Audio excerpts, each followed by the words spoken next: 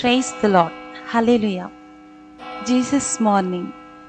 లేమిలో ప్రేమ ఉంటుందని, కలిమిలో కపటం ఉంటుందని, శాంతిలో క్షేమం ఉంటుందని చెప్పిన సర్వశక్తిమంతుడును సర్వాధికారిను సకల సృష్టికర్త అయిన సైన్యములకు అధిపతియగు యెహోవా యేసుక్రీస్తు నామంలో మీ అందరికీ శుభములు కలుగునుగాక.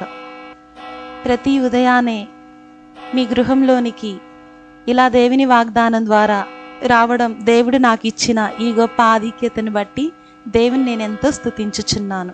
మీరంతా బాగున్నారు కదూ? ఈరోజు పరిశుద్ధ గ్రంథం నుంచి దేవుని వాగ్దానాన్ని చూద్దాం. ఈరోజు దేవుని వాగ్దానము: నీవు దేనినైనా యోచన చేయగా అది నీకు స్థిరపరచబడును. ఆమేన్.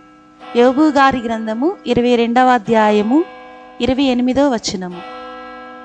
ఈరోజు ఈ వాగ్దానం మనందరి జీవితాల్లో నెరవేరునుగాక. God bless you all.